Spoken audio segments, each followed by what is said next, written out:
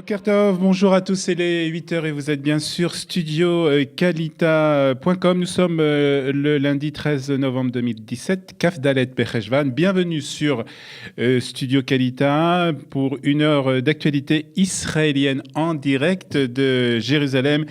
Olivier Granilic est au micro, Mike à la technique et il sera bien entendu aujourd'hui question dans cette émission du 13 novembre 2015 puisque cela fait 2 ans qu'ont eu lieu donc ces attentats, les attentats du Bataclan entre autres. Des attentats qui ont eu lieu à Paris il y a exactement 2 ans. Et à 8h45, nous accueillerons le maître Eli Korshia, qui était l'un des avocats de la famille Sandler dans le procès d'Abdelkader Mera. Nous parlerons avec lui justement s'il existe ou non un lien entre les attentats de Toulouse et les attentats qui ont eu lieu au mois de novembre 2015. Et nous parlerons généralement aussi de la situation terroriste actuellement en France. Dans quelques instants, je vous donnerai les titres de l'actualité israélienne. À 8h15, notre premier invité sera Shlomo Aknin.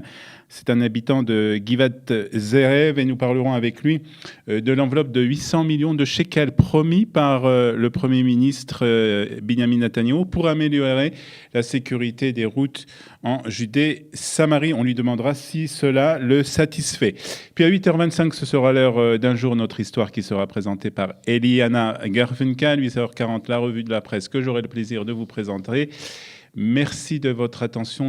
Vous pouvez nous retrouver sur notre page Facebook, bien entendu, notre site studiokalita.com et puis, bien entendu, depuis peu, notre application Studio Kalita que vous pouvez télécharger sur Apple Store ou Google Play. Et si vous avez quelque chose à nous dire, si vous avez des remarques à nous adresser, des questions, et puis aussi si vous voulez participer à une nouvelle émission que j'aurai le plaisir de vous présenter dans une semaine, lundi prochain, nous vous donnons la parole, une émission où les auditeurs de Studio Kalita auront la parole. Eh bien, vous pouvez nous laisser un message avec vos coordonnées sur notre boîte vocale, le 050 430 80 20, 050 430 80 20, et nous vous rappellerons lundi prochain pour participer à cette émission. On vous donne la parole donc sur Studio Kalita tous les lundis.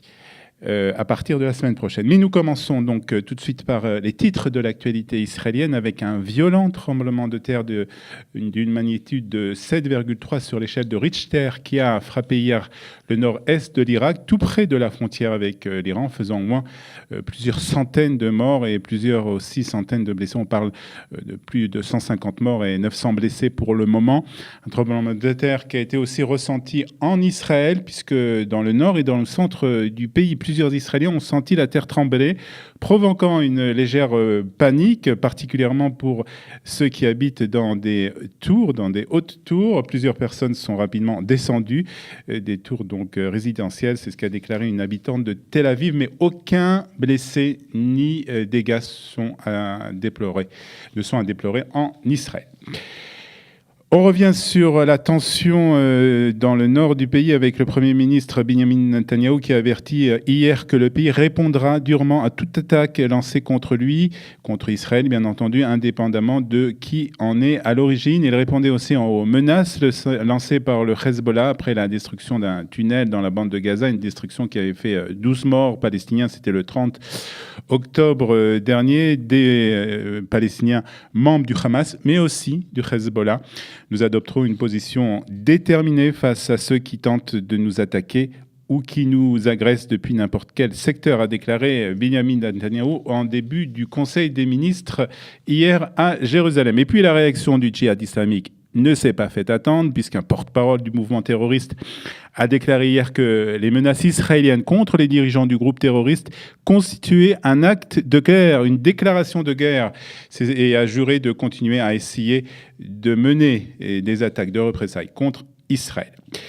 Et puis, dans le nord du pays à présent, les États-Unis, la Russie et la Jordanie ont signé un accord de cessez-le-feu avec le sud de la Syrie qui inclurait l'évacuation des milices soutenues par l'Iran dans le plateau du Golan et avec la frontière avec Israël. C'est en tout cas ce que rapporte la chaîne israélienne Arutz SR. Selon cet accord, dont les termes auraient été arrêtés samedi, toutes les forces étrangères non syriennes parmi lesquels le Hezbollah et les milices soutenues par l'Iran, combattant aux côtés des forces du régime de Bachar el-Assad, devront quitter la zone frontalière et à terme la Syrie. C'est ce qu'indiquait la chaîne israélienne, citant un responsable américain. Celui-ci n'aurait cependant pas précisé à quelle distance de la frontière les miliciens seraient autorisés à stationner, ni à quelle date ils devront s'exécuter, un accord qui ne satisfait pas les responsables israéliens, il faut le dire, comme nous le verrons dans la revue de la presse à 8h40.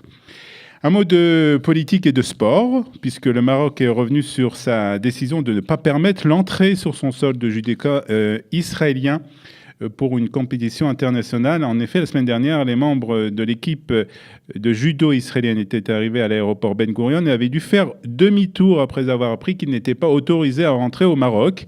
Finalement, le problème a été résolu après l'intervention personnelle du président de la Fédération internationale de judo, Marius Wieser. Les athlètes israéliens sont finalement arrivés à Marrakech. Et contrairement à ce qui s'était passé le mois dernier à Abu Dhabi, les athlètes israéliens ont reçu la permission de faire apparaître des symboles de l'État d'Israël sur leur kimono.